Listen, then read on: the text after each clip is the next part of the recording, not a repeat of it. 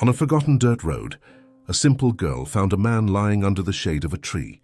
Without knowing who he was, she offered help with the little she had and with all she was. They had no idea that this encounter would change their lives forever, connecting two worlds that were never meant to cross. If this beautiful story of perseverance and love touched you, don't forget to subscribe to our channel and tell us from which city you're watching us. The sun had not yet reached its highest point when Caroline Sanders awoke that Wednesday. At 12 years old, she was already accustomed to waking early and helping Mrs. Ann, her grandmother, with chores on the small property where they lived on the outskirts of Sterling Creek in the Appalachian Mountains region. The simple house of adobe and colonial tile was about a 40-minute walk from the municipal school where she attended 7th grade, following a red dirt road that wound between hills covered by vegetation typical of the local scrubland. "Grandma, I'm taking the orange blossom water bottles to Mrs. Zelda today after school," Caroline called out as she tied her dark, curly hair into a ponytail.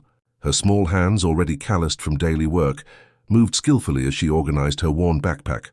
"All right, my dear, but don't be late."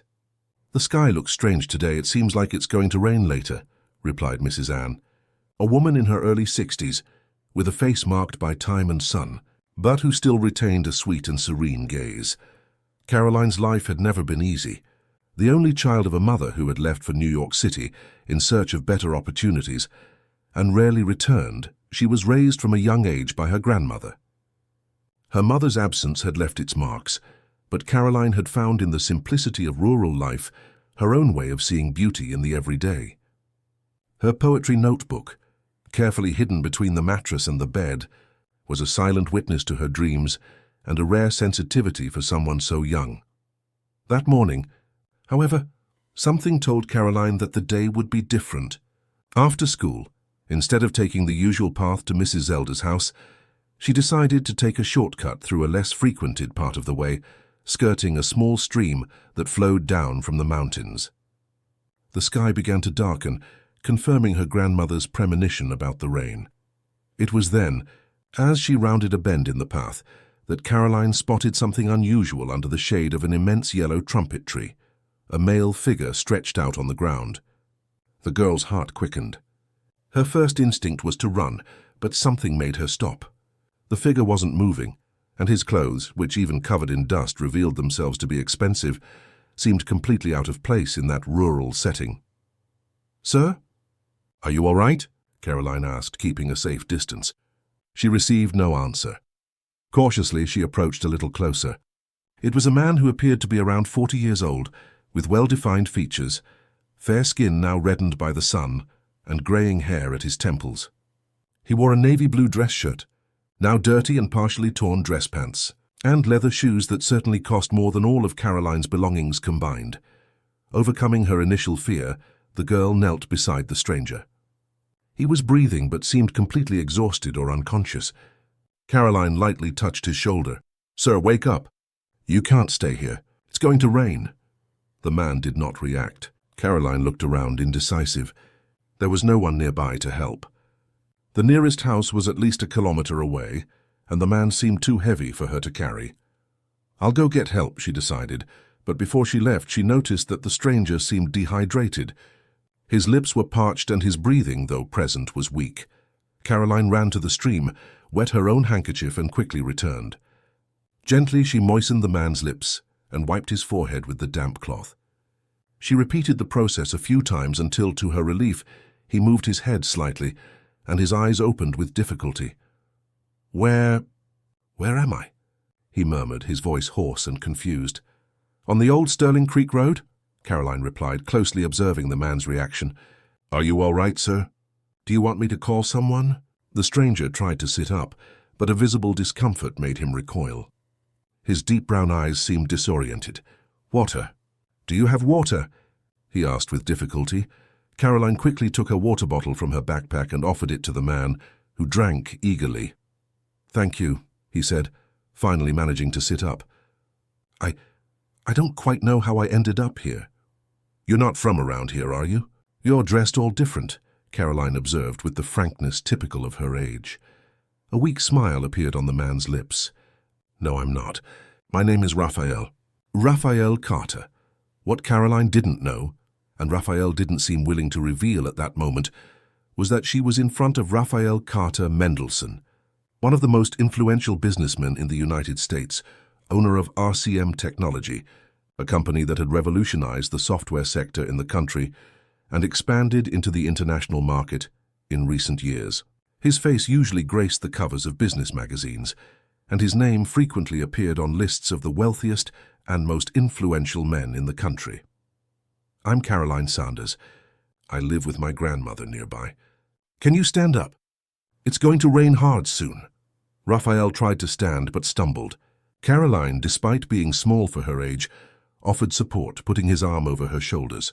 It was a curious scene, the frail girl serving as support for a man almost 3 times her size. "Where are we going?" he asked, still confused. "To my house. My grandmother will know what to do. She knows plant remedies that cure anything," Caroline replied, with the confidence of someone who fully believed in the healing power of Mrs. Ann's cultivated herbs.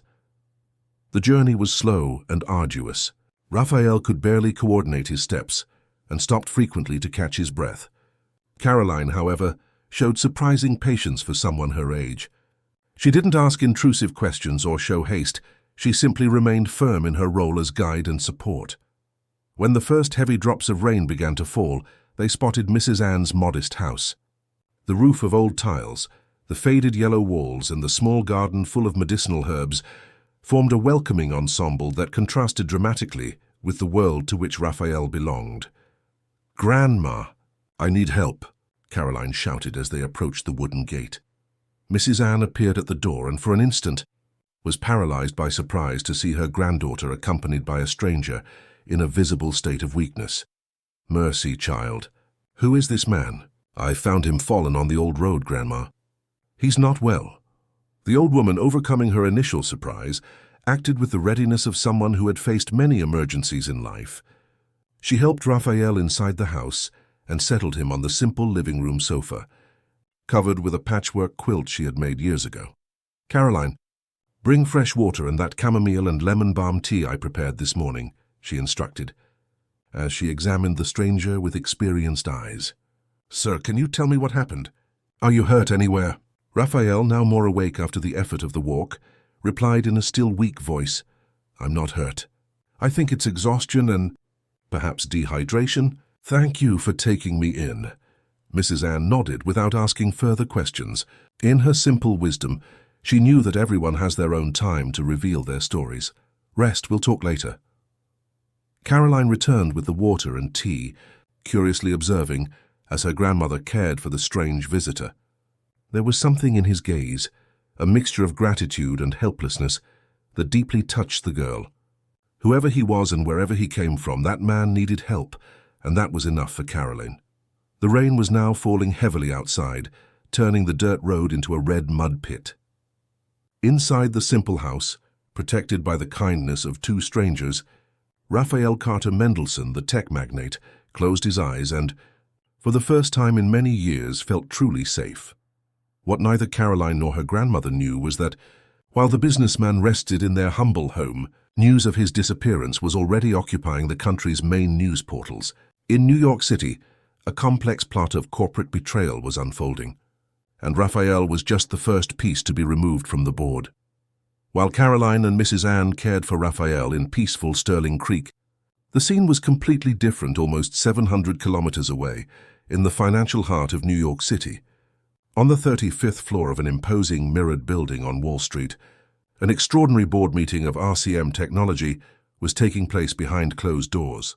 "Gentlemen, I believe everyone is already aware of the situation," announced Maurice Alden, the company's financial vice president, a man in his early 50s with a calculating gaze behind thin-rimmed glasses. "Raphael has been missing for almost 72 hours, and as our bylaws stipulate, we need to make immediate decisions to ensure the company's operational stability." Around the dark wooden meeting table, 8 executives exchanged tense glances. Among them, Deborah Vance, Raphael's ex-wife and marketing director, maintained a neutral expression, although her fingers drummed nervously on the table. "Have we already alerted the authorities?" asked one of the board members. "Certainly," replied Morris, adjusting his impeccable tie. "The police have been notified. but so far there are no concrete leads.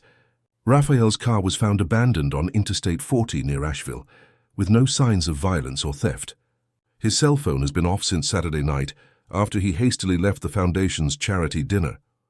What about ongoing projects? We have the contract with the Chinese scheduled for signing next week, another board member reminded.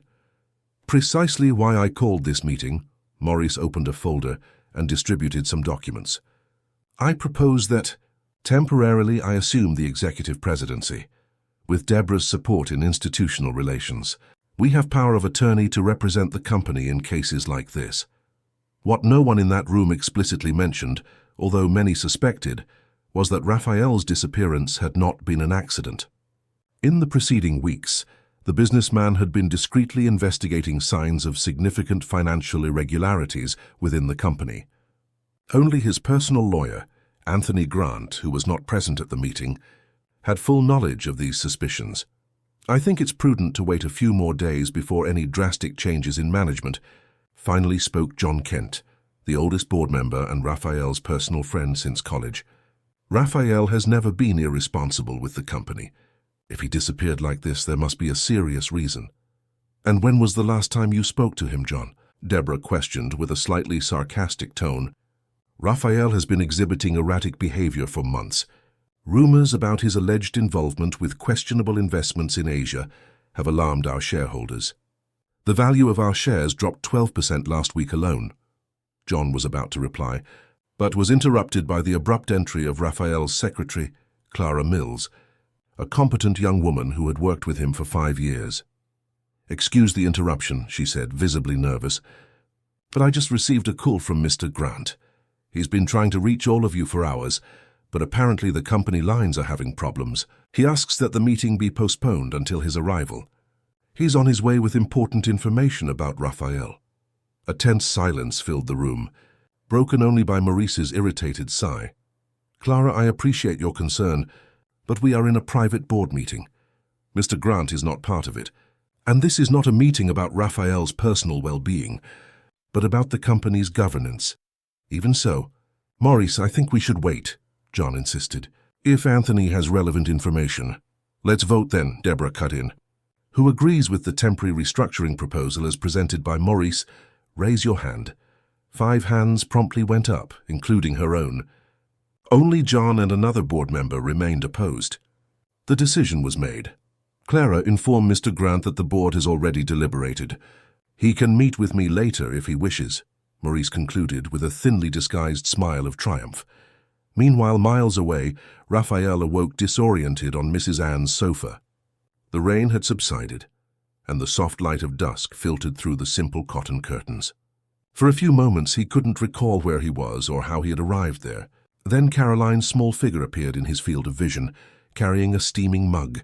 You slept almost all day, she said, extending the mug to him. Grandma said to drink this lemon balm and honey tea. It's good for regaining strength. Raphael accepted the drink, feeling the comforting aroma invade his nostrils. What time is it? It's almost 6 in the evening. You were so tired you didn't even move when I put the pillow under your head. Gradually his memory returned. The heated discussion with Maurice on Friday, when he confronted the vice president about the documents he had found. The shocking discovery that his own ex-wife was involved. The anonymous call warning that his life was in danger. The hasty escape, the car change, the tortuous journey on secondary roads to shake off potential pursuers. And then the extreme exhaustion, the lack of food, the dehydration, abandoning the car when the fuel ran out, and finally, exhaustion taking over his body on the dirt road. Mr. Raphael, are you feeling better? Mrs. Ann's voice interrupted his thoughts as she entered the room, carrying a plate of chicken broth and cassava. Yes, much better, ma'am. I have no words to thank you for your hospitality. Here in the countryside, we still practice charity without ulterior motives. Sir, the old woman replied, placing the plate on a nearby small table. Eat it while it's hot. Afterwards, if you wish, you can use our phone to notify your family. They must be worried. Raphael hesitated. Actually, I can't do that now. I'm having some problems and I need to stay, let's say, off the radar for a few days. Mrs. Ann observed him with scrutinizing eyes, as if assessing the sincerity in his words. "You're not running from the law, are you?" "Because my house is humble but honest." "No, Mrs. Ann, I'm running from dishonest people, not the law," Raphael replied firmly. "I'm a businessman in New York City, and I discovered serious fraud in my company. Those responsible realized I knew and, well, let's just say my disappearing for a few days would be convenient for them." Caroline, who was listening attentively to the conversation, widened her eyes. "Just like in the soap operas, Grandma. The rich man being chased by villains." Mrs. Ann gestured for her granddaughter to compose herself. "And do you have proof of what you're saying?" Raphael reached into the inner pocket of his jacket, which was folded over a chair, and pulled out a small USB storage device. "All the evidence is here. I've already sent copies to my lawyer, but I didn't have time to confirm if he received them before I had to flee. Right now I don't know who I can trust besides him." The old woman sighed deeply. "Well, I can't verify your story, but my granddaughter found you almost unconscious, and that's a fact. You can stay here until you fully recover. Then we'll decide what to do."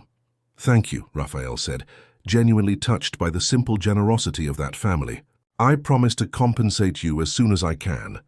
"We don't need compensation," Mrs. Ann retorted with dignity. "I just hope you truly are who you say you are." In the days that followed, Raphael gradually recovered. At first he spent most of his time sleeping or resting on the small living room sofa. Then he began to help with small household chores, despite Mrs. Ann's protests. For a man accustomed to commanding hundreds of employees and making decisions involving millions of dollars, there was something strangely comforting in the simplicity of tasks, like feeding the chickens or helping Caroline with her homework. The girl, in turn, had developed an immediate admiration for the mysterious visitor. She watched fascinated as he spoke about distant places he had visited on business, Paris, Tokyo, New York, and drank in his words when he explained math and science concepts with a clarity her teachers at the municipal school could never achieve. One particularly pleasant afternoon, while Mrs. Ann had gone to town to buy medicine, Raphael and Caroline sat in the shade of a mango tree in the backyard. The girl read aloud a poem she had written, while the businessman listened attentively. "And just like the seed that sprouts in the dark, my hope never ends," she concluded, raising her eyes from the worn notebook. "It's beautiful." "Caroline," Raphael said sincerely, "you have a rare talent. Have you ever thought of being a writer someday?" The girl shrugged. "Teacher Jerima says I have a knack for it, but Grandma says that doesn't have a future. That I need to study practical things to get a job in the city later. And what do you want to be?" Caroline was silent for a moment, as if she had never really considered that her desires could be relevant. "I wanted to be a literature teacher," she finally confessed. "Or maybe a journalist."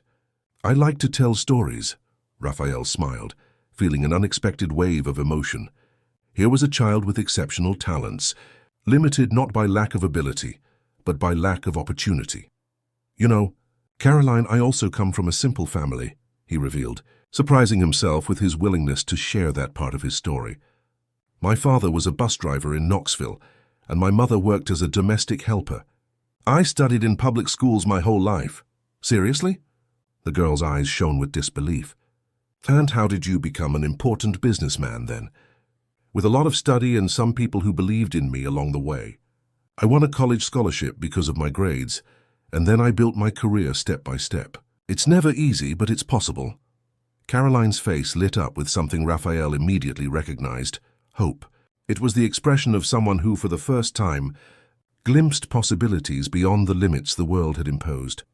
At that moment, sitting in the simple backyard of a house in the Appalachian Mountains region, Raphael Carter Mendelssohn, the man who appeared on Forbes's list of billionaires, made a silent decision that would forever change the course of many lives, including his own.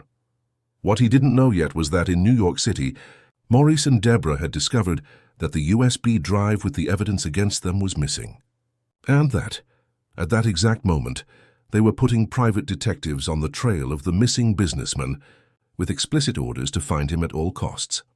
A week had already passed since Caroline found Raphael on the road. The businessman's presence had become almost natural in that simple house, as if he had always been part of that small universe. Mornings began with coffee prepared by Mrs. Ann, a ritual that included homemade bread, fresh cheese, and coffee filtered through a cloth. Raphael, accustomed to morning meetings with expensive espressos and discussions about millions in investments, discovered an unexpected satisfaction in this simplicity. In New York City, however, the atmosphere was one of growing tension. Anthony Grant, Raphael's personal lawyer, had finally managed an audience with RCM Technologies' new interim president. "Maurice, we need to talk frankly," Anthony said, as soon as the president's office door closed behind him. The office that had belonged to Raphael for years now displayed subtle changes. The literature books that occupied a shelf had been replaced by titles on corporate leadership, and photos of social projects gave way to diplomas and certifications. "I've always been frank with you." "Anthony," Maurice replied, gesturing him to a chair, "Raphael's disappearance is a personal tragedy and a corporate challenge. We are all committed to finding him." "Curious you mentioned that," the lawyer retorted, placing his briefcase on the table, "because I have information that you hired private investigators to locate him without informing the official authorities." Maurice adjusted his tie, a nervous tic that Anthony knew well. "Complementary measures. The police have their methods, we have ours. The important thing is to find him safe and sound, don't you think?" "What intrigues me, Maurice, is the timing of all this. Raphael disappears precisely after sending me an email, mentioning that he had discovered serious irregularities in the company." "What kind of irregularities?" Maurice's tone remained controlled, but a vein pulsed in his temple. Unfortunately, the email didn't specify. Raphael mentioned he would send corroborating documents, but they never arrived. It was a calculated lie. Anthony had received part of the documents, enough to understand the gravity of the situation, but insufficient for decisive legal action. He needed to buy time and discover the whereabouts of his client and friend. "Well, as an experienced lawyer, you must know that accusations without proof are just speculation." Maurice smiled, leaning back in his chair. Raphael had been stressed lately. The divorce from Deborah, the pressure from shareholders. Perhaps he was seeing conspiracies where there were only normal business challenges. Anthony maintained a neutral expression, although internally he was alarmed by the naturalness of Maurice's lies. "In any case," the lawyer continued, "I came to formally request access to the company's financial records for the last 6 months. As Raphael's legal representative, I have that right." Of course, Maurice agreed with false cordiality. "Speak to our legal department. I'm sure they will provide everything within legal deadlines." Both knew this would mean weeks of intentional bureaucracy and carefully filtered documents. It was a corporate chess game where every move had to be calculated. Upon leaving the building, Anthony did something unusual. Instead of taking his car from the garage, he walked a few blocks and entered an unpretentious cafe. In the back of the establishment, a middle-aged man with a discreet appearance awaited him. "So, Daniel?" Anthony asked, sitting down. Daniel Fisher was a former police officer who now worked as a private investigator, specializing in corporate fraud cases. His ordinary appearance was his greatest professional advantage. No one noticed his presence or remembered him afterwards. "I have a promising lead," Daniel replied in a low voice. Raphael's last cell phone signal was picked up near Asheville. After that, nothing, but I managed to access security camera footage from a gas station in the region. Raphael was there, changed cars, an old silver Golf, and headed towards the Appalachian Mountains region. The Appalachian Mountains make sense. His mother's family was from there, Anthony commented thoughtfully. "There's more," Daniel continued. "I found records of a suspicious electronic transfer of $2 million to an offshore company in the Cayman Islands, authorized by Maurice 2 days after Raphael's disappearance. The transaction was disguised as strategic consulting. We need to find him before they do, Daniel. I'm leaving for the Appalachian Mountains early tomorrow morning. I'll follow that trail discreetly."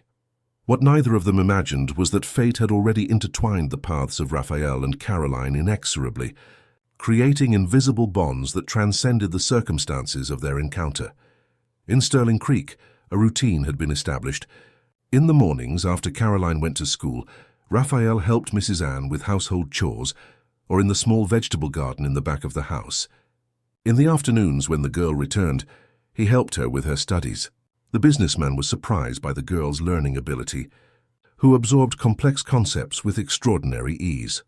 "The teacher said she'd never seen anyone solve equations as fast as I do," Caroline said enthusiastically. showing her math notebook with a perfect score. Everything became easy after you taught me that way of thinking about numbers as pieces of a puzzle. You have a brilliant mind, Caroline, Raphael replied sincerely. It's rare to find people with your reasoning ability, even among adults. The girl blushed at the compliment, but her eyes shone with pride. Mr. Raphael, may I ask you something? She inquired as she organized her books. Of course. Are you really rich? Like those people on TV? Raphael hesitated for a moment. He hadn't told the whole truth about his identity, presenting himself only as a businessman from New York City. But something in Caroline's direct honesty demanded reciprocity. Yes, Caroline, I am. Or at least I was until recently. My company, RCM Technology, is one of the largest in the country in the sector. The girl's eyes widened. RCM, the one with computers and cell phone programs. We studied about it in computer class. Professor Marcello said the owner started from nothing and became a billionaire. Raphael couldn't help but smile. It was strange to hear his own story told as an example of success in a rural school in the Appalachian Mountains region. Not so much. I had a lot of luck and help along the way. And why don't you go back there and have the bad guys who stole your company arrested? The question, in its childlike simplicity, hit the core of the issue that tormented Raphael. It's not that simple, Caroline. These people are powerful. They have influence. I need irrefutable proof and reliable allies before confronting them. At that moment, Mrs. Ann entered the room, carrying a tray with coffee and homemade cassava cookies. What are you two talking about so much? I heard laughter all the way from the kitchen. Grandma, did you know Mr. Raphael owns that computer company we saw on TV? Mrs. Ann cast a penetrating look at Raphael. Unlike her granddaughter, she kept up with the news and in recent days had seen reports about the disappearance of an important businessman in the technology sector. The pieces were starting to fit together. Is that so? She replied, placing the tray on the table. Then a lot of people must be worried about you now. Not everyone, unfortunately, Raphael murmured. Mrs. Ann, I need to be honest with you. My full name is Raphael Carter Mendelsohn, and yes, I am the founder and president of RCM. Or I was, until I discovered that my vice president and my ex-wife were diverting large sums of money from the company and planning to permanently remove me. The old woman sat down slowly, assimilating the revelation. So that story about fraud wasn't a lie then. That's why you're hiding here at the end of the world. Exactly. And I'm infinitely grateful that you took me in. You literally saved my life. Mrs. Ann remained silent for a few moments, then spoke in a firm voice. Well, what do you intend to do now? You can't stay hidden forever. No, I can't, Raphael agreed. My lawyer must be desperately trying to make contact. I need to find a safe way to communicate with him. Mr. Josiah at the store has a public phone that almost no one uses, Caroline suggested. It's about 2 kilometers from here near the main road. I don't know if that's prudent, Mrs. Ann began. It's a risk I need to take, Raphael decided. The longer time passes, the harder it will be to regain control of the situation. Caroline, could you show me the way early tomorrow before school? Of course. The next day, even before the sun had fully risen, Raphael and Caroline walked along the dusty road towards Mr. Josiah's store.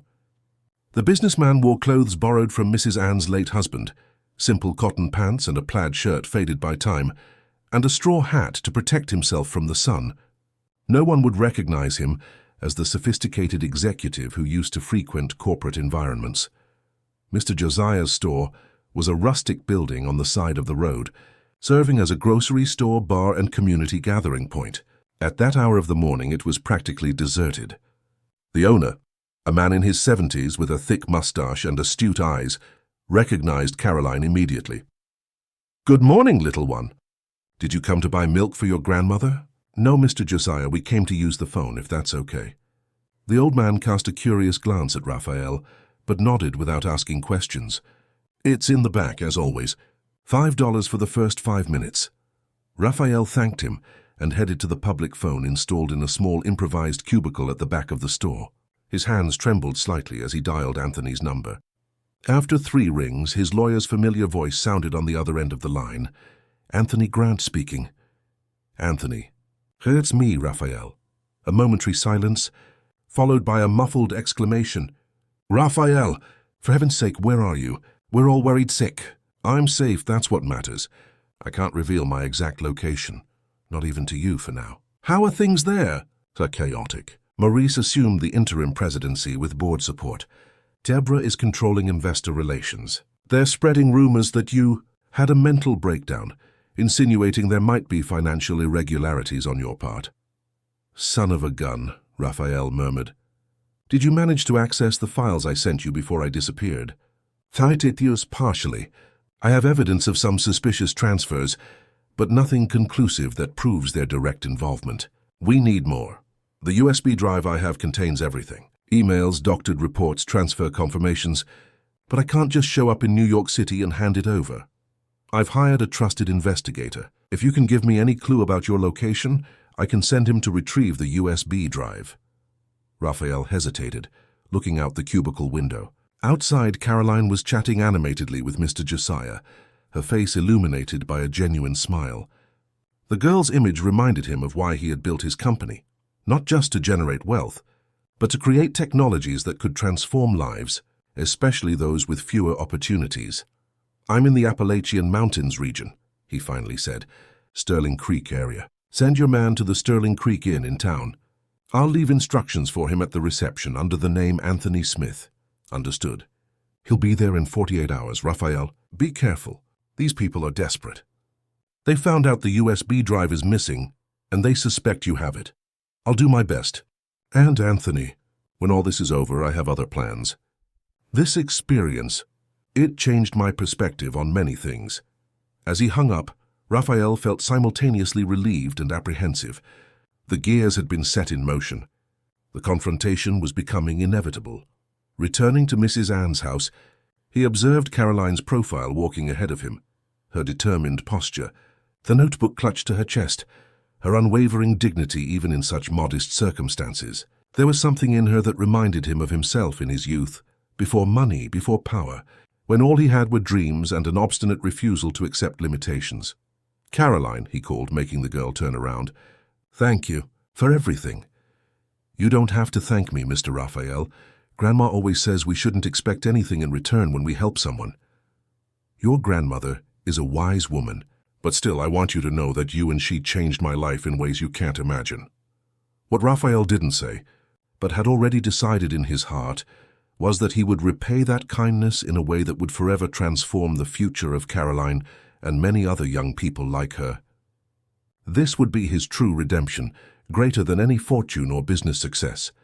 What he could not foresee was that, at that exact moment, the detective hired by Maurice and Deborah had just arrived in Sterling Creek, with a photograph of Raphael and the relentless determination to find him at any cost. The Sterling Creek Inn, a restored 19th century colonial mansion, retained the charm of past eras with its wide plank floors that creaked discreetly, and antique crystal chandeliers hanging from the high ceilings. At the reception, Daniel Fisher, the investigator hired by Anthony, waited patiently as the receptionist checked for any messages left for Anthony Smith. Here it is. Sir, said the young receptionist, handing him a sealed brown envelope. It was left yesterday afternoon by a man who did not identify himself. Thank you, Daniel replied, heading to a discreet corner of the lobby to examine the contents. Inside the envelope, he found a key and a handwritten note in a firm hand. Locker 237, Sterling Creek Bus Terminal. Retrieve the package and proceed immediately to the address indicated inside. Destroy this note, RCM. The initials confirmed that the message was indeed from Raphael. Daniel put the key in his pocket, destroyed the note as instructed, and left the hotel. What he didn't notice was the ordinary-looking man sitting at the hotel bar, seemingly engrossed in his notebook, but who was observing his every move with calculated attention. Roger Caldwell was a former intelligence agent who now worked exclusively for private clients, willing to pay well for discretion and efficiency. Maurice had hired him with a single mission, to locate Raphael and retrieve the USB drive with the compromising evidence. The method didn't matter, only the result. As soon as Daniel left the hotel, Roger closed his notebook and followed him at a safe distance. Years of experience had taught him to move like a shadow, present but imperceptible. At the Sterling Creek Bus Terminal, a small terminal serving the town and neighboring municipalities, Daniel quickly located the luggage lockers. He inserted the key into compartment 237 and removed a package wrapped in brown paper, sealed with adhesive tape. He carefully opened it, finding inside a USB drive and another note. Old Mendana Road, KM7, Mrs. Ann Sanders' house, come alone. Trust only Anthony. Daniel memorized the address and destroyed the note as instructed. He put the USB drive in the inner pocket of his jacket and headed to the parking lot where he had left his rented car. He consulted a map of the region on his cell phone, mentally traced the route and set off. Roger, who had observed the entire scene from afar, didn't need to see the content of the note. He just needed to follow the investigator to get to Raphael. Maintaining a safe distance, he began the discreet pursuit along the dirt road that wound between green hills. At Mrs. Ann's house, Raphael was helping Caroline with a particularly challenging science assignment. The girl was building a solar energy project for the school science fair, using recycled materials and some basic electronic components that Raphael had managed to buy in town, disguised with stubble, dark glasses, and his inseparable straw hat. If we connect these wires like this, he explained, demonstrating with his skilled hands, the energy captured by the panel is stored in the battery, which then powers the lamp. Caroline's eyes shone with the excitement of discovery. It's amazing how something so simple can generate light, isn't it, Mr. Raphael? Exactly. Nature offers us free and clean energy. The challenge is to capture and use it efficiently. Mrs. Ann watched the scene from the kitchen, a discreet smile on her lips. In recent days, she had witnessed a transformation in her granddaughter. The always intelligent girl now overflowed with confidence and scientific curiosity, stimulated by the businessman's guidance. The sound of an approaching car interrupted the activity. Raphael immediately became alert, his body tense. "Are you expecting someone, Mrs. Ann?" "No," the old woman replied, approaching the window cautiously. A black sedan parked in front of the house. A middle-aged man, dressed in simple but good quality clothes, got out of the vehicle and looked around before heading to the door. "It must be Anthony's man," Raphael murmured. "Caroline, go to the room with your grandmother, please. I need to talk to this person alone." Reluctantly, the girl obeyed, taking her half-finished project with her. Mrs. Ann accompanied her, not without first casting a worried look at Raphael. As he answered the door, Raphael remained partially hidden. "Can I help you?" "I'm looking for Mrs. Ann Sanders," the man said. "My name is Daniel Fisher. Anthony sent me." The agreed-upon password made Raphael relax slightly. He opened the door wider, allowing the visitor to enter. "Raphael Carter Mendelssohn?" Daniel asked in a low voice. "Yes, did you bring the USB drive?" "Here it is," the investigator replied, taking the device from his pocket. "Anthony asked me to inform you that he's already working with the information you sent earlier. But we need to act fast. Maurice accelerated the sale of important company patents to a Chinese corporation, something you had been negotiating for months, apparently." "What?" Raphael's indignation was palpable. "Those patents are worth billions in the long term. They're dismantling the company from within." "Exactly. And there's more. Deborah is systematically undermining your reputation in the media. Insinuations about psychological problems, medication addiction, even an extramarital affair with an employee." Raphael ran a hand over his face, an expression of weariness and frustration. "Classic character assassination. When I reappear, no one will believe my accusations against them. That's why Anthony suggested a different approach. Instead of you returning and making accusations, he intends to present the evidence directly to the audit committee, parallel to a formal complaint to the authorities. All without your direct involvement initially." The strategy made sense. Raphael nodded thoughtfully. "When do they intend to act?" "Tomorrow morning. Anthony has already scheduled an extraordinary meeting with 3 trusted board members. With this additional evidence," Daniel pointed to the USB drive, "the case will be irrefutable." "Excellent. Tell Anthony that I will approve any decision he makes to protect the company and employees, and that I intend to make significant changes when I return." The conversation was suddenly interrupted by the sound of another vehicle approaching, this time at high speed. Raphael and Daniel exchanged tense glances. "Were you expecting anyone else?" the investigator asked, his hand instinctively moving inside his jacket. "No," Raphael replied. quickly heading to the window. A black Jeep skidded, kicking up dust as it abruptly stopped next to Daniel's sedan. An athletic-looking man got out of the vehicle. "Damn," Daniel murmured. "It's Roger Caldwell. He works for the kind of people who don't ask questions before acting. He must have followed me." "Caroline!" "Mrs. Ann," Raphael called urgently. "Grab only the essentials. We need to get out of here now." The two appeared immediately, alarmed by his tone of voice. "What happened?" Mrs. Ann asked. "No time to explain. Trust me, it's not safe to stay here." As he spoke, Raphael opened a drawer and pulled out an envelope he had prepared days earlier. It contained a considerable amount of money and written instructions. "Daniel, take them to the address indicated in this envelope. It's an inn in Golden Ridge owned by an old college friend. They'll be safe there. What about you? I'll create a diversion. This man is after me, not them." "Raphael, don't be foolish," Daniel protested. "This guy is no amateur." "Neither am I," Raphael replied with surprising determination. "I didn't build a company from scratch by being naive. I have a plan." Caroline, who was watching the scene with wide eyes, approached Raphael and held his hand tightly. "Are you going to be okay? Promise?" The question, laden with genuine concern, deeply touched the businessman. He knelt to be at the girl's height. "I'll be fine, Caroline. And I promise we'll see each other again soon. Take care of your grandmother, okay? And don't abandon your science project. I want to see it working next time." The girl nodded, her eyes glistening but maintaining her composure.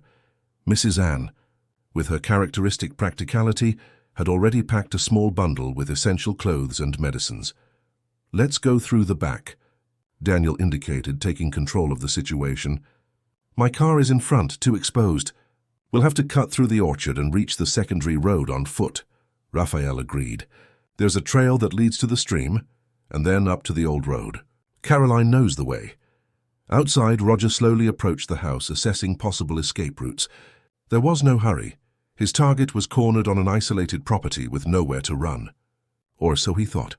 "Go now," Raphael instructed, handing the envelope to Daniel. "Don't wait for me." "Raphael," Mrs. Ann began, but the businessman interrupted her with a quick, firm hug. "Thank you for everything. Mrs. Ann, you taught me more in these days than I learned in years of universities and MBAs. Turning to Caroline, he smiled and lightly touched the tip of her nose. "And you, little scientist, always remember, there's no limit to your dreams." The girl tried to smile, but her lips trembled with the effort to hold back tears. On impulse, she hugged Raphael tightly. "Come back to us," she whispered, before following her grandmother and Daniel through the back door. Raphael waited until they disappeared into the vegetation before putting his plan into action. He took a deep breath, adjusted the simple clothes he was wearing, and walked with determination to the front door. As he opened it, he found Roger a few meters away, his posture seemingly relaxed, but with alert eyes that did not match the cordial smile on his face. "Good afternoon," the man said. "I'm looking for Mr. Raphael Carter Mendelsohn. I believe he's staying here." "I'm sorry, I don't know anyone by that name," Raphael replied calmly. "This is the Sanders family home.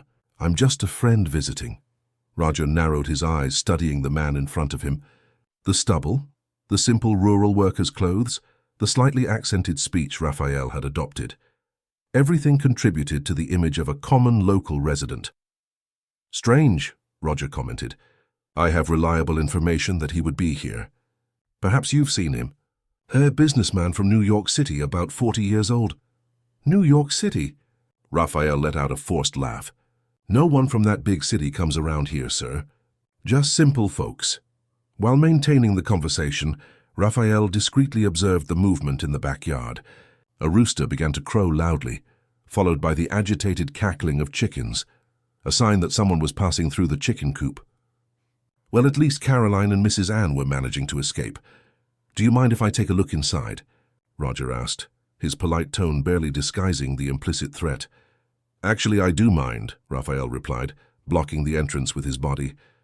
"Mrs. Ann is very reserved about strangers entering her house. If you wish, I can call Chief Inspector Marcus from town. He's her cousin and can resolve any official questions." The mention of a local authority made Roger hesitate momentarily. He had no legal warrant to invade properties, and complications with local police would hinder his mission. That won't be necessary, he strategically retreated. If you see this man, please contact this number. There's a substantial reward for information on his whereabouts.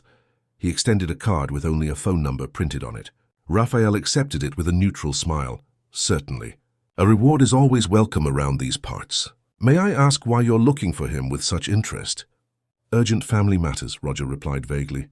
He disappeared without explanation, leaving many people worried. I understand. Family is important indeed. Roger nodded, casting a final evaluative look at Raphael and the house behind him. Something didn't quite fit, but he couldn't pinpoint exactly what. He would need more information before acting. I'll be staying at the Sterling Creek Inn for a few days, in case you remember anything relevant, he commented, returning to his vehicle. Raphael remained motionless at the entrance, watching the jeep slowly drive away. Only when the vehicle disappeared around the bend in the road did he allow himself to release the breath he hadn't realized he was holding. The house, suddenly empty, seemed strangely silent. Raphael closed the door and leaned against it, sliding down to the floor. The immediate danger had passed, but the situation had just become exponentially more complicated. Roger was not the type of person to give up easily, and now he had involved Caroline and Mrs. Ann in his escape. He needed a new plan, one that not only resolved the company crisis, but also ensured the permanent safety of those two people who, in such a short time, had become so important in his life. Slowly, an idea began to form in his mind, a daring strategy that would not only neutralize Maurice and Deborah, but also completely transform the future of RCM technology. And, more importantly, it would forever change the life of Caroline and many other young talents forgotten in remote corners of the United States. With renewed determination, Raphael stood up and began to gather what he would need for the next phase of his plan. The final confrontation was approaching, and this time he would be prepared. The Colonial Villa Inn in Golden Ridge occupied a preserved 18th-century mansion with thick stone walls and an inner garden where the water of a small fountain murmured continuously. In the simple but comfortable room, Caroline looked out the window at the lights of the historic city beginning to turn on at dusk, while Mrs. Ann methodically organized the few clothes they had managed to bring in their sudden escape. "Do you think Mr. Raphael is all right, Grandma?" the girl asked, without taking her eyes off the landscape. "That man is stronger and smarter than he looks, child. I'm sure he knows how to take care of himself." But Mrs. Ann's voice did not carry the same conviction as her words. In the last few hours, the old woman had experienced an anxiety she hadn't felt since the days when her late husband worked in a dangerous quarry in the mountains near Sterling Creek. Light knock on the door interrupted her thoughts. Daniel, the investigator, entered after being invited. "Any news?" Mrs. Ann immediately asked. "None direct," he replied, sitting in the only chair available in the room. "But that's a good sign. It means Raphael managed to shake Roger off, at least temporarily." "What about the USB drive? Is that bad man going to get it?" Caroline finally turned from the window, her large, worried eyes fixed on the investigator. Daniel smiled slightly. The girl had shown a surprising understanding of the situation for someone so young. "Don't worry about that. Raphael gave me the real USB drive before you left the house. I've already sent a secure digital copy to Anthony through an encrypted server. Even if Roger finds Raphael now, the evidence is safe." The tension in Mrs. Ann's shoulders visibly eased. "And now? How long do we need to stay hidden here? Anthony is meeting with the audit committee early tomorrow morning. If all goes as planned, the situation should start to resolve within the next 48 hours. For safety, I suggest you stay here for at least 3 more days." Caroline sat on the edge of the bed, hugging her knees. "Mr. Raphael said he has a plan. What kind of plan would that be?" Daniel hesitated. "Honestly, I don't know all the details. Raphael has always been known for thinking several steps ahead. What I do know is that he's not just trying to regain control of the company. It seems this whole experience made him rethink many things." "What do you mean?" Mrs. Ann asked. "Well, before we parted ways, he mentioned something about transforming RCM into something bigger than a profitable business. He spoke of education, opportunities. He seemed truly inspired." Caroline smiled, her face lighting up. "He told me there's no limit to my dreams, that I could be a scientist or a writer if I wanted to." "And you certainly can," Daniel confirmed, Raphael isn't the type to make empty promises. At that moment, Daniel's phone vibrated. He checked the received message, and his expression became serious. "I need to go. Anthony just informed me that Maurice is calling a press conference for tomorrow afternoon. He'll probably formalize the story about Raphael's leave of absence for health reasons." "But that's a lie," Caroline protested. "Exactly why we need to act fast. Stay here, don't leave for any reason. The inn owner is a personal friend of Raphael's. You can trust him for any needs." After Daniel left, Caroline sat next to her grandmother on the bed. "Grandma, do you think we'll ever go home?" Mrs. Ann stroked her granddaughter's hair. "Of course, my child. But you know what? Home isn't just a place with walls and a roof. It's where the people we love are." The girl nodded thoughtfully. "So Mr. Raphael is also a little bit of our home now, isn't he?" The innocent yet profoundly true comment made Mrs. Ann smile. "Yes, he is, Caroline, and we are also part of his home now." Meanwhile, almost 200 kilometers away, Raphael was executing the riskiest part of his plan. After Roger's departure, he had waited just long enough to gather some essential belongings and follow an alternative route to the neighboring town. From there, he took an intercity bus to Knoxville, where he was now staying in a discreet hotel in the center of the Appalachian capital, registered under the name Charles Mills. In his hotel room, sitting at the small desk illuminated by a lamp, Raphael worked intensely on his newly acquired laptop. Thanks to Daniel, who had provided the equipment and a secure internet connection, he could now access crucial systems and information without leaving digital traces. "You're playing with fire. Raphael," Anthony had warned him in their last phone conversation, "if Maurice or Deborah suspect you're about to retaliate, they could take drastic measures." "They already have, Anthony," Raphael replied, exhaustion evident in his voice. "They tried to discredit me, stole my company, and now they're putting innocent people at risk. I can't wait any longer." His plan had several simultaneous fronts of action. While Anthony prepared the formal case against Maurice and Deborah, presenting the evidence to the audit committee, Raphael worked on a parallel strategy that would surprise everyone, including his lawyer. In the last few hours, he had discreetly contacted 3 key people: Helen Dale, RCM's former director of innovation, who had been sidelined by Maurice months earlier; Luke Riley, a respected investigative journalist covering the technology sector; and Juliana Cross, one of the country's largest angel investors, known for supporting social impact initiatives. The plan Raphael was outlining was audacious, not only to regain control of RCM, but to radically transform it. The weeks spent in the simplicity of Mrs. Ann's house, observing the wasted potential of young people like Caroline, had crystallized in his mind a vision that had been forming for years. "Technology only makes sense if it democratizes opportunities," he murmured to himself as he finalized an extensive document on the computer. "And it's time for RCM to fulfill that promise." His phone rang, a call from Helen. "I got what you asked for," she said without preamble. "The main access code still works. Apparently, in his haste to take control, Maurice forgot to revoke your super administrator credentials on the security server." "Excellent. And what about the development department employees?" "Over 80% confirmed support. They're just waiting for the signal." "Perfect. Keep everything in absolute secrecy for now. Tomorrow at 2 p.m. sharp, everyone will know what to do." After hanging up, Raphael moved on to the next task, a long and detailed message for Luke. The journalist, attaching documents, bank statements, and recordings that evidenced not only the corporate fraud, but also a broader scheme of tax evasion and money laundering. Timing was crucial. The publication had to happen precisely during the press conference called by Maurice. "What we're doing is a 3-move checkmate," Raphael had explained to Anthony earlier. "First, the audit committee receives the evidence and suspends Maurice and Deborah. Second, the press publishes the full investigation, neutralizing any attempt by them to control the narrative. Third, I announce my return with a new vision for the company, already backed by strategic investors." The plan was impeccable in theory, but Raphael knew that in situations like that, the unpredictable always made its presence felt. People like Maurice and Deborah rarely accepted defeat without one last desperate attempt to reverse the situation. And Roger remained a dangerous variable in the equation. An alert on his cell phone made him interrupt his work momentarily. It was a security notification from one of the parallel systems he had created years earlier. As a precautionary measure, someone was trying to access his personal email from an unrecognized device. "Predictable," he murmured, an ironic smile on his lips.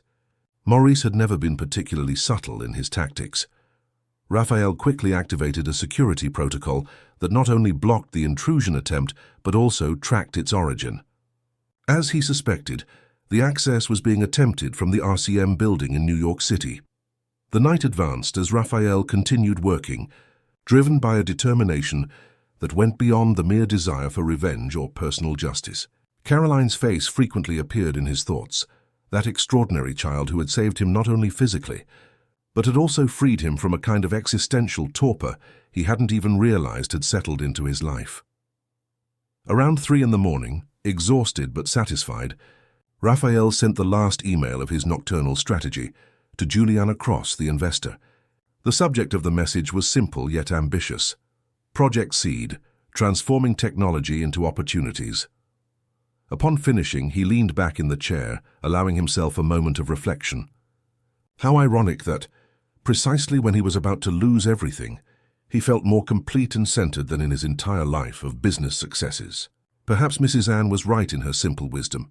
True riches were not in the numbers of a bank account or the control of a company. His phone rang again. This time, a message from Daniel. R found the house empty. He's tracking secondary roads. Suggest changing location immediately. Raphael deleted the message, turned off the computer, and began gathering his belongings. The net was closing faster than he had anticipated.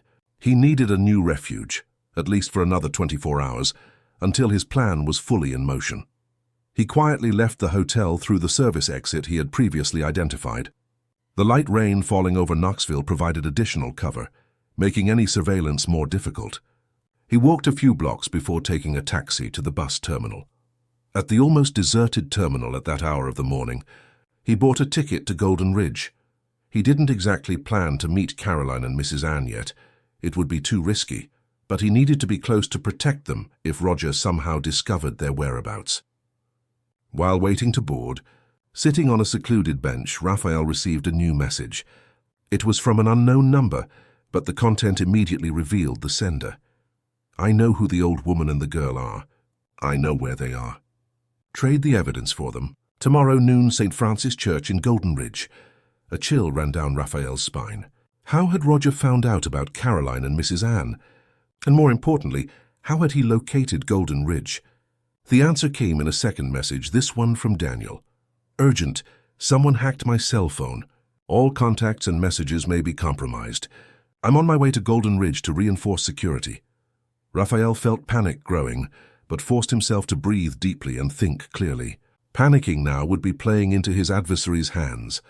"I'll get a new secure line and contact you," he replied to Daniel. "Meanwhile, reinforce security at the inn. No one enters or leaves." To Roger, his response was calculated. "Evidence is secure in multiple locations. If anything happens to them, everything will be automatically sent to the authorities. Await my contact for negotiation." His mind worked frantically, recalculating every aspect of the plan. The timeline needed to be accelerated, movements altered. Maurice's press conference was scheduled for 2 p.m., and the confrontation with the audit committee would happen in the morning. He had less than 10 hours to ensure the safety of Caroline and Mrs. Anne and still execute the counterattack at RCM. As the bus to Golden Ridge finally approached the boarding platform, Raphael made a decision. He sent a final message to Anthony. "Activate Protocol Phoenix immediately. I repeat, immediately, without waiting for morning, and prepare for Plan B. It seems we're going to need it." Protocol. Phoenix was an extreme measure they had discussed, only as a last resort. It involved a complete transfer of RCM's operational control to a set of secondary servers, effectively isolating Maurice and his team from the company's main systems. It was risky and could have complex legal consequences if not properly justified. But Raphael saw no alternative. Roger's message made it clear that the situation had escalated beyond a corporate dispute. Now it involved direct threats to innocent people. As he boarded the bus, Raphael cast a final glance at the almost empty bus terminal. Somewhere out there, Powerful forces were mobilizing against him, but for the first time in a long time, he felt strangely at peace with the uncertainties ahead. Whatever the challenges of the coming hours, one thing was certain: the experience with Caroline and Mrs. Anne had awakened something that had been dormant within him for years, a sense of purpose that transcended financial success or corporate power. "Thank you, Caroline," he whispered to himself as the bus left the station, "for reminding me of what truly matters." Ahead of him, beyond the fading city lights, a new dawn was beginning to form on the horizon, both literally and metaphorically, and with it, the promise of transformation. The morning in Golden Ridge dawned with a fine mist that embraced the contours of the colonial churches and historic mansions. The cobblestone streets, still damp from the night's rain, reflected the first rays of sun as residents began their daily routine. At the Colonial Villa Inn, Caroline awoke with a start, her heart racing from an unsettling dream she couldn't fully recall. Beside her, in the double bed they shared, Mrs. Anne was still sleeping soundly, the fatigue of the last few days finally taking its toll on the elderly woman. Caroline quietly got up and walked to the window. The room was on the second floor, with a view of the valley and mountains in the background, a scene that would normally fill anyone with admiration, but which at that moment only intensified in the girl a sense of displacement. A movement in the inn's courtyard caught her attention. Daniel, the investigator, was tensely talking to a man she didn't recognize, perhaps the owner of the establishment. There was an urgency in both their gestures that made Caroline feel a tightening in her chest. "Something is wrong," she murmured to herself, moving away from the window. Determined to find out what was happening, she quickly dressed and left the room, careful not to wake her grandmother. She descended the stairs silently, approaching the corridor leading to the inner courtyard. From a strategic point, she could hear the conversation without being seen. "And we can't risk it," Daniel was saying. "Roger is a professional. If he suspects they're here, we need to move them immediately." "My farm on the outskirts would be safer," replied the other man. Caroline now confirmed it was Mr. Edward, the inn owner. "It's about 30 kilometers from here, completely isolated. I can arrange discreet transport." "Great, the fewer people who know, the better. The plan is—" Daniel's voice was suddenly interrupted by his cell phone ringing. He stepped away a few paces to answer, returning shortly after with an even graver expression. It was Anthony. Protocol Phoenix was activated during the night. RCM's central systems have been completely blocked for the current board. Maurice is furious, threatening to sue everyone involved. What about Raphael? Any news? He's on his way to Golden Ridge, should arrive in the next few hours. But Anthony is worried. Raphael mentioned something about a message from Roger, a threat involving the girl and the grandmother. Caroline's heart pounded as she heard those words. A threat? Someone wanted to hurt them? The sense of danger she had felt in her dream now seemed perfectly justified. "I'll prepare the transfer to the farm immediately," Edward decided. "Do you have weapons?" Daniel made a discreet affirmative gesture. "I hope I don't need them, but yes." Caroline silently retreated, going back up the stairs to the room. Her 12-year-old mind quickly processed all the information she had just heard. Mr. Raphael was in danger because of them. They had become a point of vulnerability for the man who had tried to help them. Upon entering the room, she found Mrs. Anne already awake, sitting on the edge of the bed with a worried expression. "Where were you, child?" "Downstairs, Grandma. I heard Mr. Daniel talking." "And what did you hear?" Mrs. Anne's voice was calm, but her attentive eyes revealed her apprehension. Caroline quickly recounted the conversation, watching her grandmother's expression harden. "We can't be a problem for Mr. Raphael, Grandma," the girl concluded. "He already has too much to deal with." Mrs. Anne sighed deeply. Despite her advanced age, she retained an enviable mental clarity and a practical sense sharpened by decades of facing difficulties. "You're right, my child, but we also can't just disappear without telling anyone. That would only cause more problems." Before they could discuss further, they heard a knock on the door. It was Daniel. "Good morning, ladies," he said, entering the room after being invited. "We've had some developments during the night. As a precaution, we're going to transfer you to a safer location." "Is someone threatening us?" Caroline asked directly, surprising the investigator. Daniel hesitated, clearly uncertain about how much he should reveal to a child. "It's better to tell the truth, sir," Mrs. Ann interjected. My granddaughter isn't foolish, and lying will only make her more scared. The man nodded, sitting in the room's only chair. Yes, Caroline. A man named Roger, who works for the people who want to harm Mr. Raphael, found out about you. He's in Golden Ridge now looking. And Mr. Raphael, is he okay? He's on his way here. But that's precisely what worries me. Roger sent a message proposing a trade, you for the evidence Raphael has against the fraudsters. Caroline's eyes widened. But that's like in villain movies. Despite the gravity of the situation, Daniel couldn't help but crack a slight smile. Yes, it's quite similar. But don't worry. We won't let that happen. That's why I need to take you to a safer place, where you'll stay until we resolve this situation. Mrs. Ann, who had listened in silence, finally spoke. Mr. Daniel, I appreciate your concern, but I'm afraid you don't fully understand the situation. Raphael is in danger because of us now. Perhaps we should consider turning ourselves in to this Roger fellow. Grandma, Caroline exclaimed, shocked. Calm down, child. I'm not saying we should really surrender. I'm suggesting we use this to our advantage. Daniel frowned, intrigued. How so, Mrs. Ann? If this man wants to use us as bait to catch Raphael, perhaps we can turn the tables.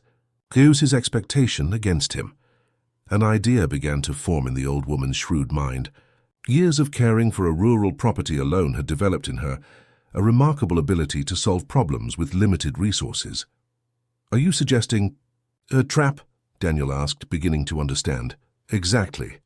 If he expects a noon meeting at the church, we can prepare an appropriate reception. Caroline watched her grandmother with growing admiration. Who would have thought that Mrs. Ann, who spent her days tending to chickens and making homemade sweets, had skills worthy of an action movie? It's risky, Daniel pondered, but it's also true that staying only on the defensive puts us at a disadvantage. Raphael certainly wouldn't agree to put you at any kind of risk. We don't need his consent, Mrs. Ann retorted firmly. We are perfectly capable of making our own decisions. That young man has already done more for us than he needed to. Time to reciprocate. The old woman's determination was impressive. Daniel found himself rethinking his initial strategy. If we were to follow this line, how do you envision this happening? While Mrs. Ann outlined her surprisingly well-elaborated plan, 15 kilometers away, the bus carrying Raphael from Knoxville approached the limits of Golden Ridge. The businessman had not been able to sleep during the journey, his mind constantly calculating variables, anticipating adversary moves, seeking solutions. His phone vibrated, a message from Anthony. Protocol Phoenix successfully activated. Maurice and team completely isolated from main systems. Audit committee called for emergency meeting at 9 a.m. Press conference cancelled by company's press office after initial rumors of irregularities reached the media. Luke is ready to publish the full story at your signal. It was a positive development. The first part of the plan was working. Operational control of the company had been regained. But Raphael's real concern now was something else. Any news on the situation in Golden Ridge? He replied. Daniel reported that the inn is safe for now. They're planning to transfer the protected individuals to a more isolated location. As for R, he was seen at the Mountain View Lodge this morning. Apparently he's alone, which is unusual. Raphael frowned. Roger operating alone. This went against his usual modus operandi, which usually included at least one or two assistants. Something didn't fit. The bus finally entered the historic city, slowly descending through the steep cobblestone streets. Raphael disembarked at a stop near Liberty Square, the city's historic heart, deliberately avoiding the main bus terminal, where he would be more easily identified. Wearing a simple cap and dark glasses, he blended in with the tourists who were already starting to circulate through the city, as he followed an indirect path to a pre-arranged meeting point with Daniel, a small bookstore on Main Street. Upon arriving at the location, he did not find the investigator as expected, but rather a teenager in a bookstore uniform who discreetly approached him. Mr. Charles? The young man asked, using the agreed-upon false name. Raphael nodded. I have a message from Mr. Daniel. He asks that you go immediately to the old Mint House and wait in the ground-floor cafe. He said it's urgent, a change of plans. Raphael felt his adrenaline surge. Is he okay? Are the people he's protecting safe? And I can't say, sir. I was just asked to deliver the message. Raphael thanked him with a generous tip and quickly headed to the new meeting point, his senses on high alert.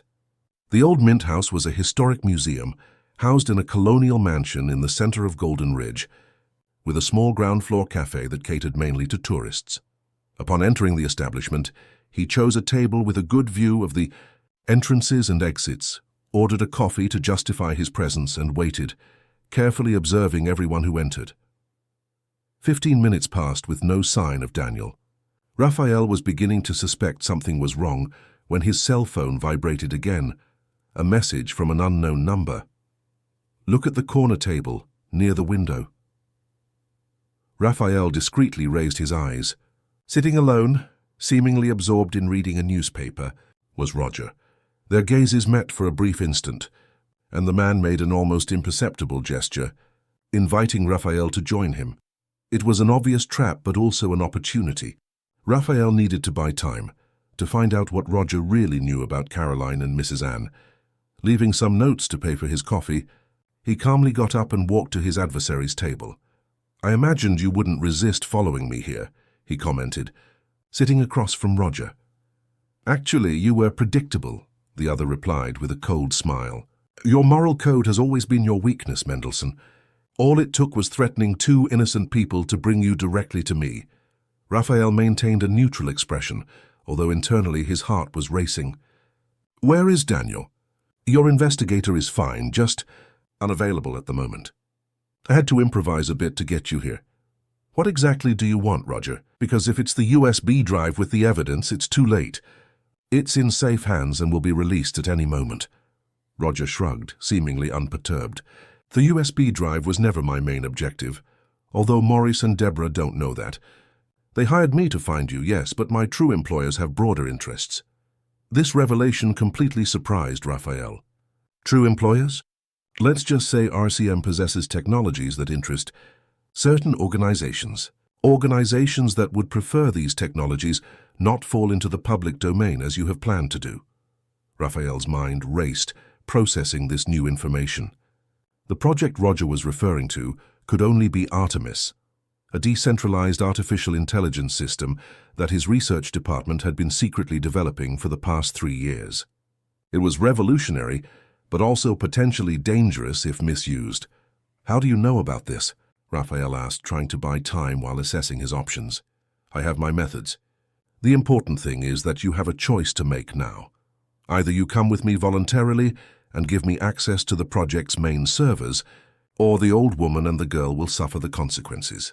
If you really had them in your power, you would have already shown some proof," Raphael retorted, trying to keep calm. "I'm starting to think you're bluffing, Roger." The man smiled again, pulling a phone from his pocket. He turned the screen to Raphael, showing a recent photo of the Colonial Villa Inn.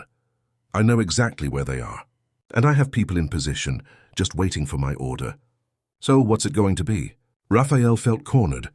Even if Protocol Phoenix had already isolated RCM's main systems, the Artemis project was stored on isolated servers, accessible only by a select group of researchers, and by himself. "I need guarantees that Caroline and Mrs. Anne will be safe."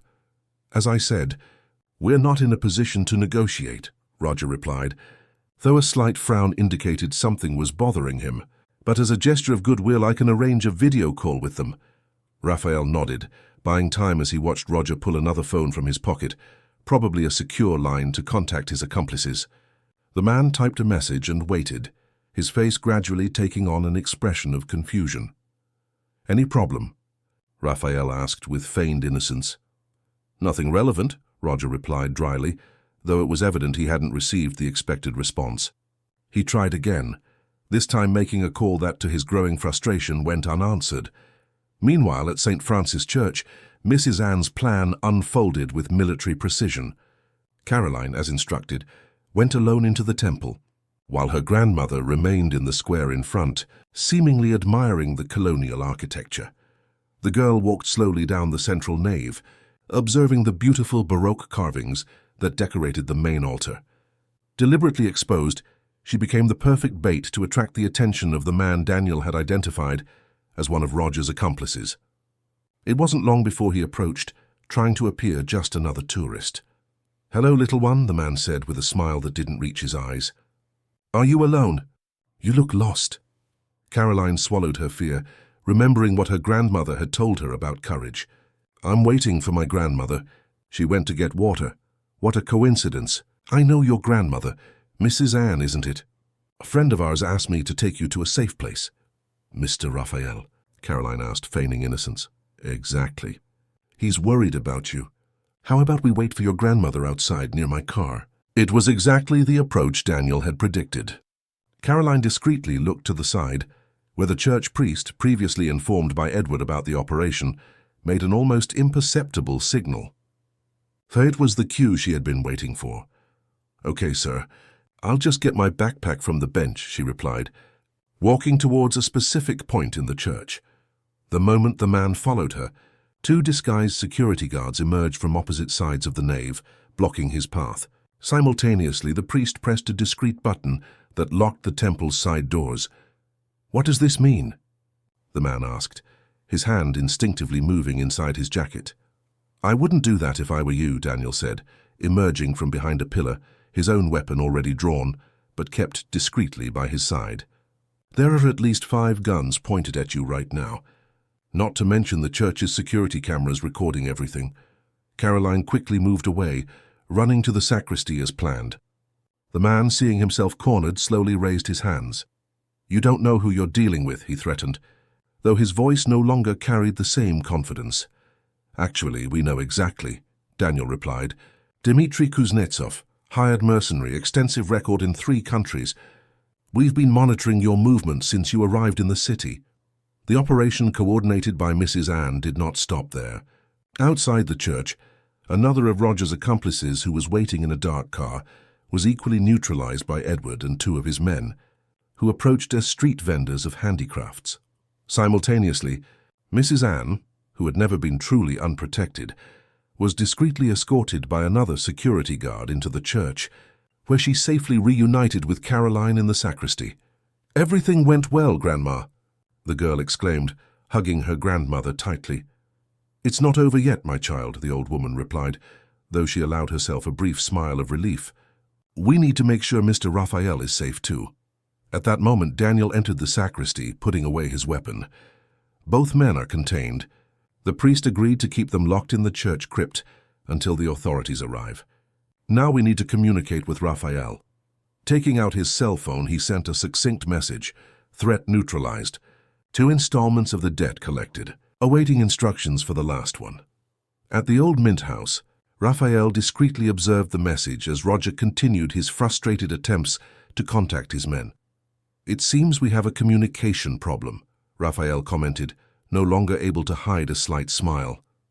"Perhaps your men are unavailable." Roger's expression hardened, finally understanding that something had gone drastically wrong with his plan. "What did you do?" "Me? Absolutely nothing. I'm still here, as you can see. But you gravely underestimated the people you tried to use as pawns." Roger abruptly stood up, his hand sliding into his jacket. Raphael remained seated, surprisingly calm. "I wouldn't do that," he warned. "Look discreetly at the cafe counter. The man in the blue jacket is a federal agent who accompanied Daniel from New York City. The woman in the floral dress near the door is another agent. We are in a public building with cameras everywhere." Roger's hand froze halfway. His eyes quickly scanned the environment, confirming the presence of the people Raphael mentioned. "You won't be able to escape the country," the businessman continued, now in a firm voice. "The evidence against Morris and Deborah is already being presented to the authorities in New York City at this very moment. And as for the Artemis project, which so interests your true employers, let's just say I've implemented some additional safeguards that make its undue appropriation impossible." For the first time, Roger showed genuine emotion, frustration. "You have no idea of the forces you're dealing with, Mendelssohn." "Perhaps not, but I know exactly what values I'm defending, and that gives me an advantage that you and your employers will never have." At that moment, the cafe door opened and Edward entered, accompanied by 2 of his men. With an almost imperceptible nod, he confirmed to Raphael that everything had gone as planned. "It's time to decide, Roger," Raphael said, slowly standing up. "You can try a desperate escape, which will likely end badly for everyone involved, or you can recognize that this battle is lost and spare us all unnecessary complications. For a long moment, Roger remained motionless, mentally calculating his chances. Finally, with a controlled sigh, he moved away from the table. "This isn't over," he murmured, before calmly heading for the exit, passing by the agents who watched him intently, but did not stop him. "Is he going to run?" Edward asked, approaching Raphael. "He'll probably try. But he won't get far. Anthony has already provided alerts to all airports and borders.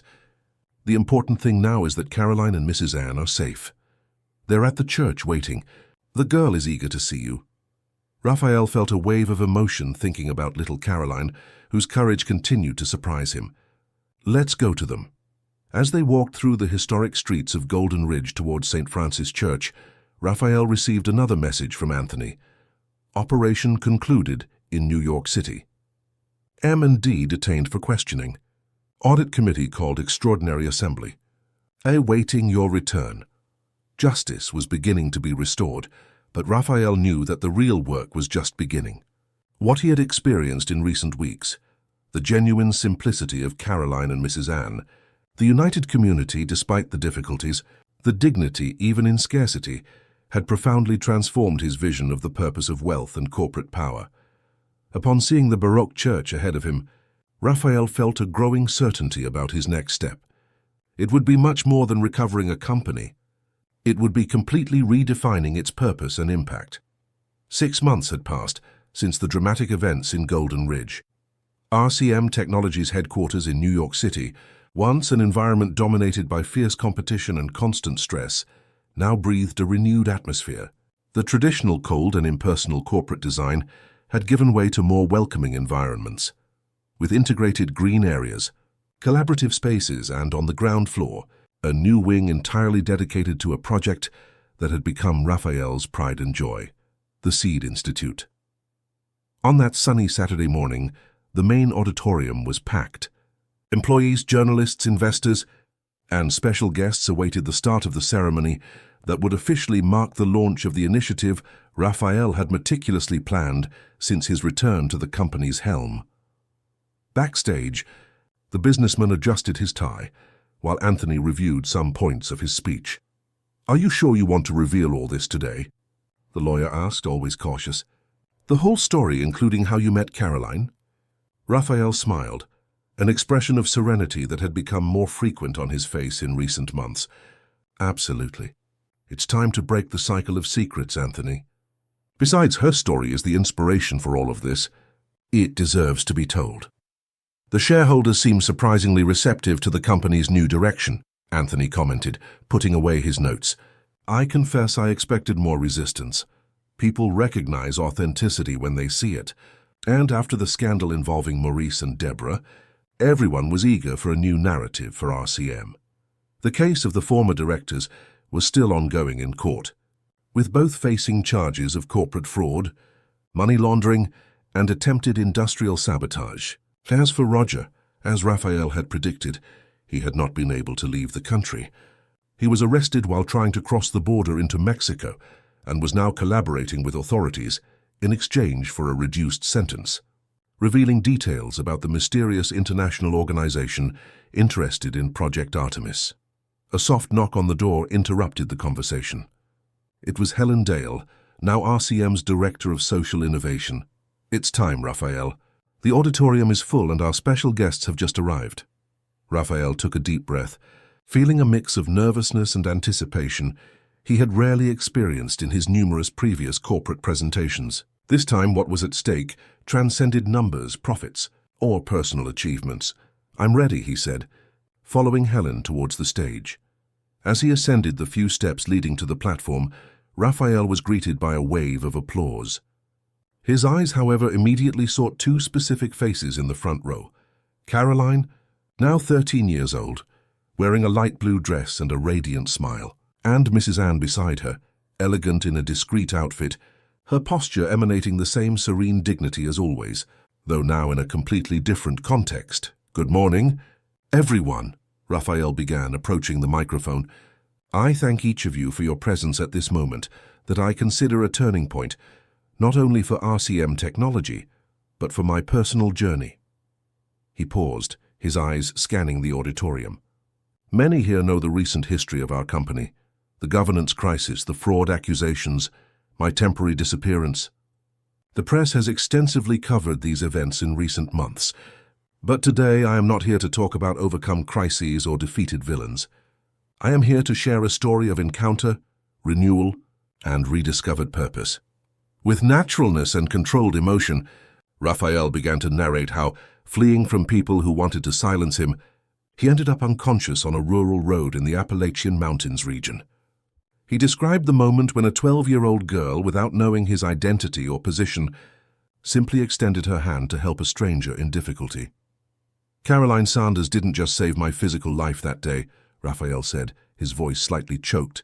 "She and her grandmother, Mrs. Ann, unknowingly also saved my humanity, my ability to see value beyond numbers, purpose beyond profit." On the screen behind him, images appeared of the small house in Sterling Creek, the simple backyard, the dirt road where it all began. Photos carefully captured during a recent visit Raphael made with a professional photographer to document the place that had transformed his life. "During the weeks I spent in that simple house, I witnessed extraordinary potential. Caroline, with limited access to educational resources, demonstrated an intelligence and creativity that rival the brightest minds I've encountered in the corporate world. And she is not an exception. She is just an example of the untapped talent that exists in every corner of this country."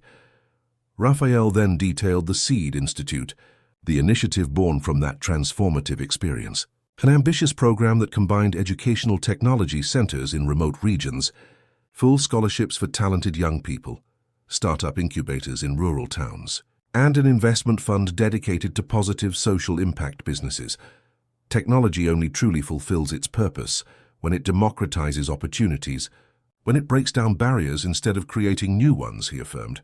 The SEED Institute represents our commitment to this vision. It is not philanthropy. It is strategic investment in the future of the United States.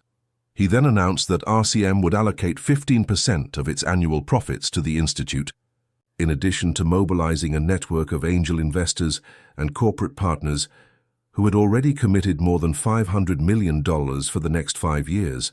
And to demonstrate that we are serious, I want to introduce you to our first beneficiary and now ambassador of the SEED Institute, Caroline Sanders. Applause echoed as the girl, visibly emotional, walked onto the stage to join Raphael. Her transformation in recent months was remarkable, not just in her attire or more confident posture, but mainly in her gaze, which now carried the spark of someone discovering limitless horizons before her. "Hi, everyone," Caroline said with the naturalness that was her trademark. "6 months ago, I thought my biggest dream, to be a writer or a scientist, was impossible for someone like me. Now I'm studying at one of the best schools in Knoxville, and I've just won my first National Young Poetry Award." The audience applauded enthusiastically, genuinely touched by the girl's simple eloquence. "But I don't want to be just the girl who saved the businessman," she continued, with surprising maturity. "I want to be the first of thousands of young people who will transform the United States through the SEED Institute, because I believe, as Mr. Raphael taught me, that there is no limit to our dreams." Raphael, visibly emotional, hugged Caroline as the auditorium rose in a prolonged ovation. Then he also invited Mrs. Ann to join them on stage. "This extraordinary woman," he said, respectfully holding Mrs. Ann's hand, "taught me more about integrity, dignity, and wisdom in 3 weeks than I learned in decades of corporate meetings and expensive MBAs."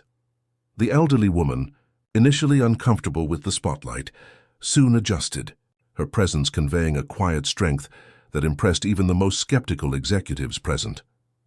"Mr. Raphael likes to say that Caroline and I saved him," she said into the microphone, with her characteristic direct simplicity.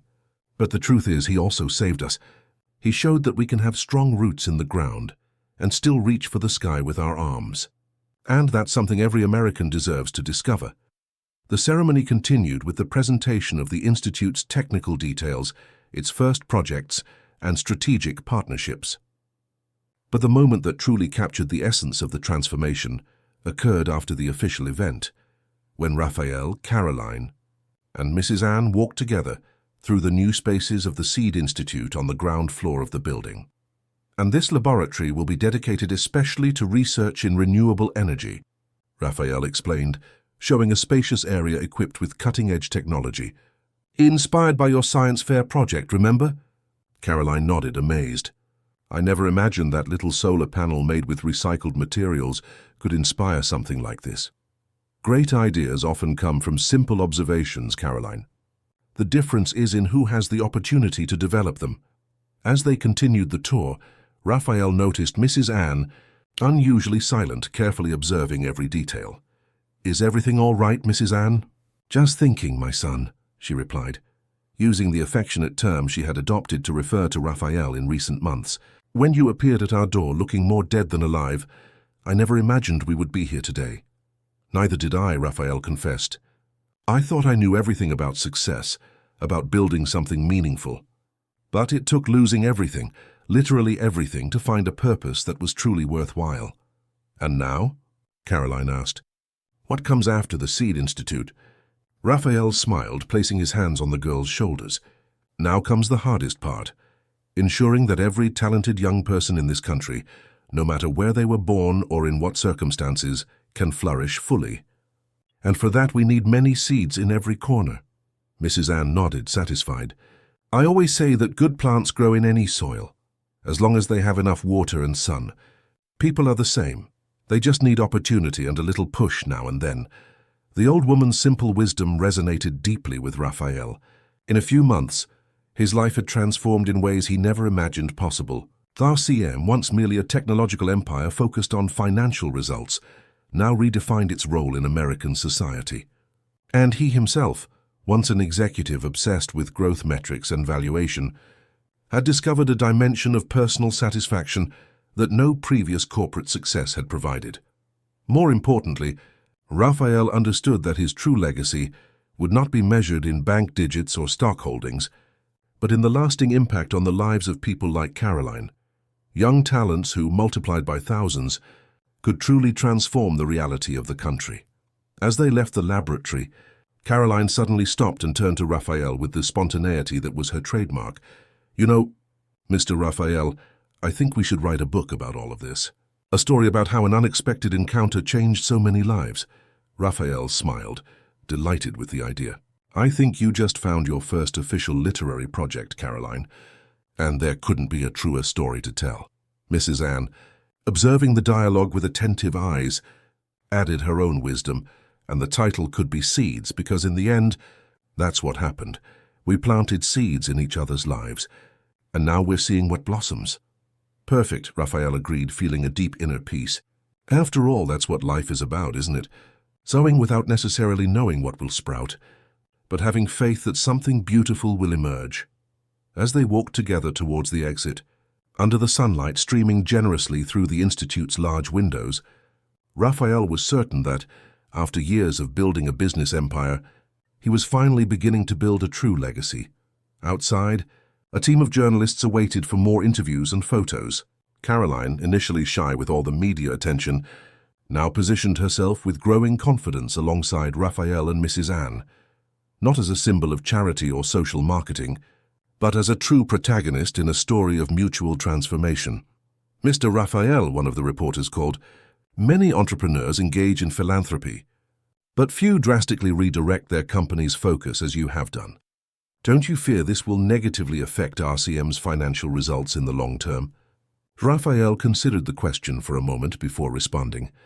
You know, I used to think that business and social impact were separate dimensions, one generating resources, the other consuming them. Today I understand that this is an outdated view. True business success in the 21st century will be measured not only by the value we generate for shareholders, but by the value we create for society as a whole.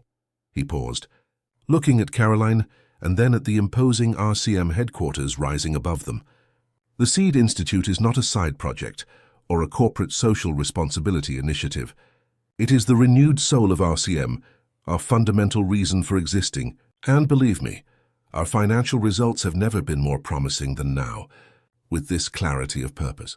Later, after all the interviews and commitments, Raphael, Caroline, and Mrs. Ann shared a quiet moment on the building's rooftop, watching the sunset over New York City, a view the businessman had always appreciated, but which now took on new meanings. "Grandma said we're going back to Sterling Creek next week," Caroline commented, leaning on the railing. "I'm going to miss being here with you." In recent months, while the new house Raphael had built for them in Sterling Creek was being finished, Caroline and Mrs. Ann had stayed in New York City, hosted in the apartment he kept near the company. Daily life had further strengthened the bonds between them. "I'll miss you too, Caroline, but I'll be visiting you regularly. Besides, the first regional center of the Institute will be in Sterling Creek, remember? I'll need your help supervising the construction. And on holidays and school breaks, you'll come here," Mrs. Ann added, with her characteristic practicality. "Better than just being with this old woman all the time." Raphael smiled, knowing that behind the old woman's casual words was a deep understanding of the special bond that had formed between him and Caroline, a relationship that did not replace the absent father figure in the girl's life, but offered something equally valuable: a mentor, a friend, someone who unconditionally believed in her potential. "You know what I liked most about the book we're writing together?" Caroline asked, referring to the literary project they had started as a weekend activity. "It doesn't have an end, just a new beginning." "What do you mean?" Raphael inquired. "We tell the whole story from when I found you on the road to the Institute's inauguration, but the ending isn't a real ending, because in real life the story continues. It's just the beginning of something new, you know." Raphael nodded, touched by the young woman's insight. "I understand perfectly, and you are absolutely right. The best endings are always new beginnings." As the last lights of the day tinged the metropolis's skyscrapers golden, the three remained in contemplative silence, each reflecting in their own way on the extraordinary intertwining of their destinies. From a casual encounter on a dirt road emerged not only an improbable friendship, but a true revolution, personal for Raphael, educational for Caroline, and of renewed purpose for Mrs. Ann. "Mr. Raphael," one of the reporters called, "many entrepreneurs engage in philanthropy, but few so drastically redirect the focus of their companies as you have done. Don't you fear this will negatively affect RCM's financial results in the long term?" Raphael considered the question for a moment before responding. "You know, I used to think that business and social impact were separate dimensions, one generating resources, the other consuming them. Today I understand that this is an outdated view. True business success in the 21st century will be measured not only by the value we generate for shareholders, but by the value we create for society as a whole." He paused, looking at Caroline and then at the imposing RCM headquarters rising above them. "The Seed Institute is not a side project or a corporate social responsibility initiative. It is the renewed soul of RCM, our fundamental reason for existing, and believe me, our financial results have never been more promising than now, with this clarity of purpose." Later, after all the interviews and commitments, Raphael, Caroline, and Mrs. Ann shared a quiet moment on the building's rooftop, watching the sunset over New York City, a view the businessman had always appreciated, but which now took on new meanings. "Grandma said we're going back to Sterling Creek next week," Caroline commented, leaning on the railing. "I'm going to miss being here with you." In recent months, while the new house Raphael had built for them in Sterling Creek was being finished, Caroline and Mrs. Ann had stayed in New York City, hosted in the apartment he kept near the company.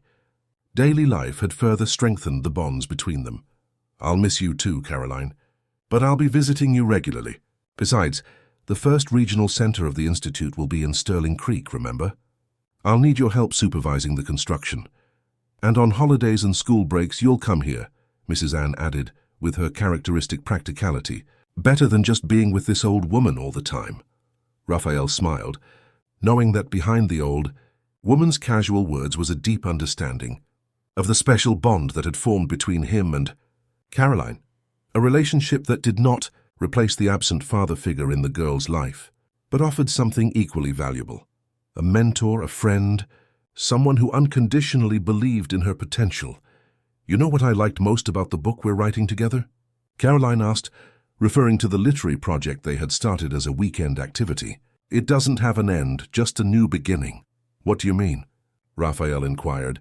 "We tell the whole story from when I found you on the road to the Institute's inauguration, But the ending isn't a real ending, because in real life the story continues. It's just the beginning of something new, you know. Raphael nodded, touched by the young woman's insight. I understand perfectly, and you are absolutely right. The best endings are always new beginnings. As the last lights of the day tinged the metropolis's skyscrapers golden, the three remained in contemplative silence, each reflecting in their own way on the extraordinary intertwining of their destinies. From a casual encounter on a dirt road emerged not only an improbable friendship, but a true revolution, personal for Raphael, educational for Caroline, and of renewed purpose for Mrs. Anne. You know, after you showed up at our house, I started writing a diary, Caroline revealed, breaking the silence. Every day I wrote down something I learned from you. The first entry was, "Today I learned that important people can be truly kind." And the last, from yesterday, was, "Today I understood that changing the world starts by changing a small piece of it, the one within our reach." Raphael felt his eyes well up. In all his trajectory of professional recognition, no achievement, award, or positive headline had touched his heart as deeply as those simple words from a girl who, unknowingly, had become his greatest teacher. "You are extraordinary." "Caroline Sanders," he said, his voice choked, "and this world will be infinitely better for having you in it." Mrs. Anne, observing the scene with moist eyes, completed, "And thanks to you, my son, many other Carolines and Charles will have the chance to show how extraordinary they can also be." In that solemn moment, under the sky now dotted with the first stars, three people so different in age, origin, and experience, but united by a bond that transcended all these differences, silently sealed a pact of transformation that would echo far beyond their individual lives. The journey that began with a simple act of compassion from a child for an unconscious stranger now culminated in a shared vision of a United States where human potential could flourish regardless of socio-economic barriers, where seeds of talent planted in any soil would receive the necessary cultivation to become leafy trees of achievement. And as Raphael Carter Mendelssohn, the tech magnate who had lost everything to rediscover what truly mattered, embraced Caroline and Mrs. Anne against the majestic backdrop of the city that never sleeps, a certainty shone in his heart more brightly than all the lights of New York City combined. There is no greater wealth than the ability to transform lives.